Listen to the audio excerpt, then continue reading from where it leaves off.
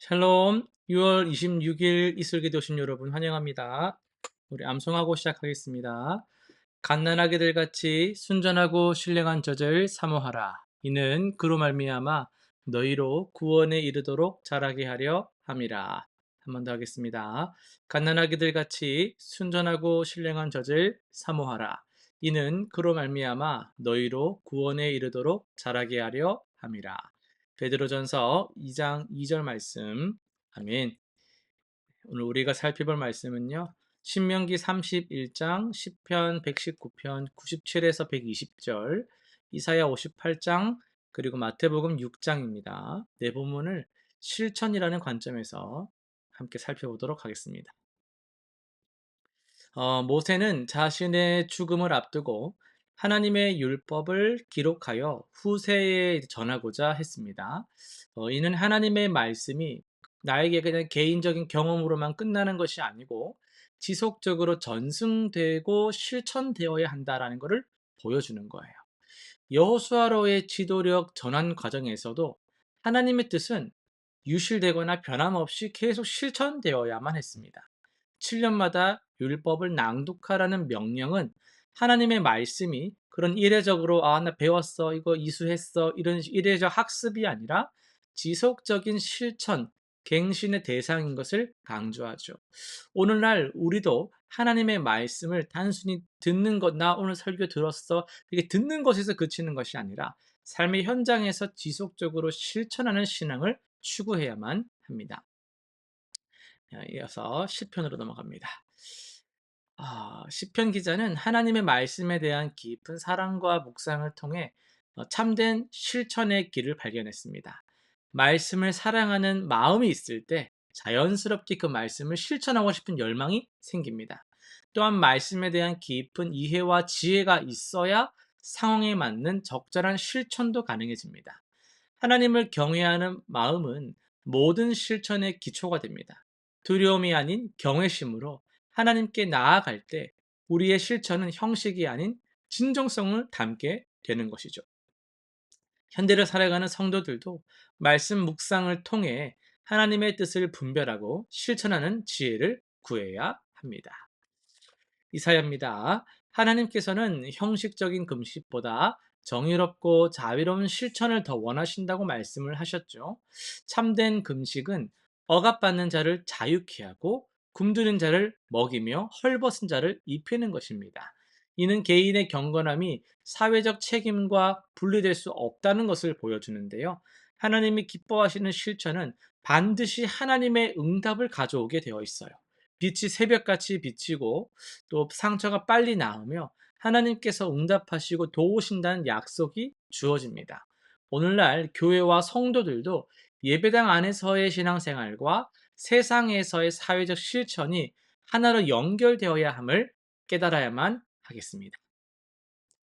이어서 마태복음인데요. 마태복음 6장을 중심으로 보시는 하나님, 갚으시는 하나님이라는 제목으로 말씀을 전하도록 하겠습니다.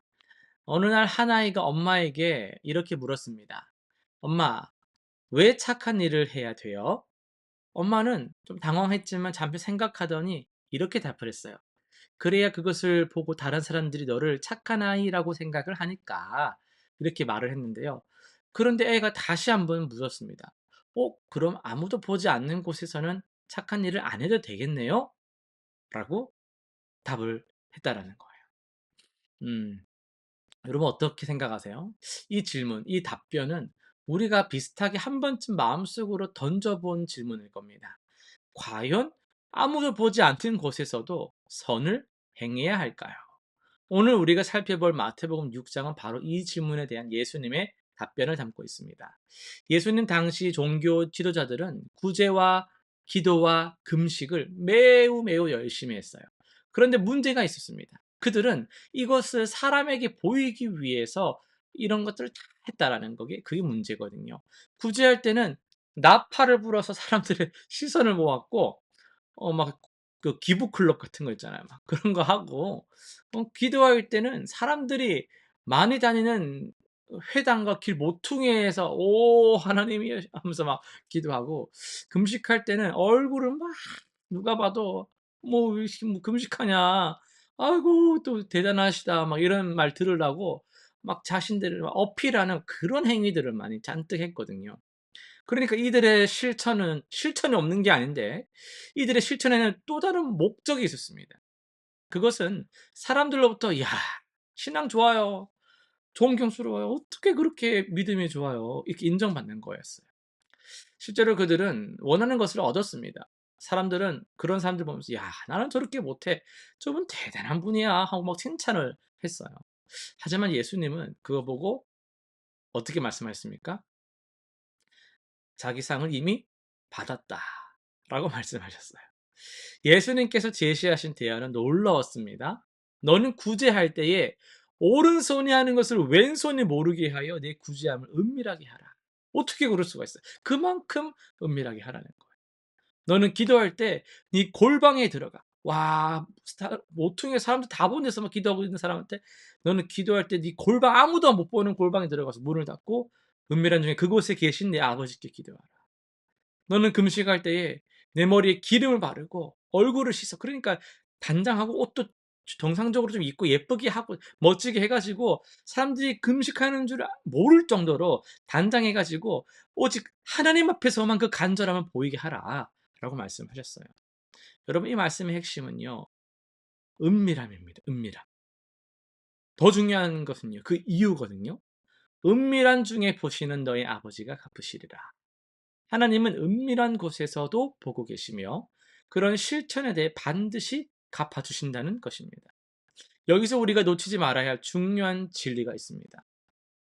하나님은 단순히 우리의 행동만 보시는 것이 아니라 그 행동의 동기까지 보고 계시다는 것이죠.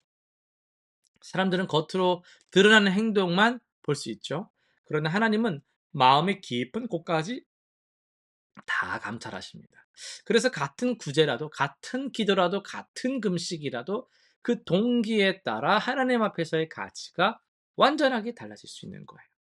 사랑하는 성도 여러분, 우리는 매일 크고 작은 선택의 순간들을 마주합니다. 누군가가 볼 때만 친절하게 행동할 것인가? 아니면 아무도 보지 않을 때도 여전히 선을 행할 것인가? 이 선택이 우리의 신앙의 진정성을 보여줍니다. 하나님은 은밀한 곳에서도 우리를 보고 계시며 진실한 마음으로 행하는 모든 실천에 대해 반드시 갚아주시는 분이십니다. 오늘부터 사람이 아닌 하나님만을 의식하며 은밀한 곳에서의 실천을 통해 참된 상급을 쌓아가는 우리 모두가 되기를 소망합니다. 실천사항 세 가지 한번 정리해 보겠습니다. 첫 번째는요, 은밀한 구제를 실천하는 거예요. 이번 주 동안 아무에게도 알리지 않고 뭐 내가 좀 뭐 해 줬어." 뭐 이런 거 말고 정말 도움이 필요한 이웃을 구하면서 작은 구제를 실천해 보세요. 익명으로 후원한다든지 몰래 도움을 주는 일들을 한번 해 보시기 바랍니다. 두 번째는요. 골방 기도 시간을 정해 보세요.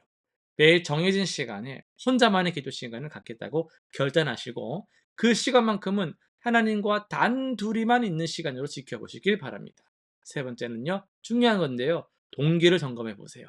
하루 중 선한 일을 행할 때마다 지금 내가 이 일을 하는 이유가 무엇인가?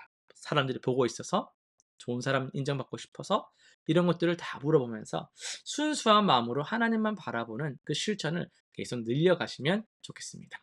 기도하고 마치겠습니다. 하나님 아버지, 은밀한 곳에서도 저희를 지켜보시고 진실한 마음을 아시는 주님께 감사드립니다. 사람의 시선을 의식하여서 위선적으로 행했던 지난 날들을 우리가 회개합니다. 오직 주님만을 바라보고 순수한 마음으로 실천하는 우리 되게 하여 주옵소서. 은밀한 중에 행하는 저희의 그 작은 실천들을 통해서 주님의 나라가 이 땅에 임하게 하여 주옵소서. 예수님의 이름으로 기도드립니다. 아멘.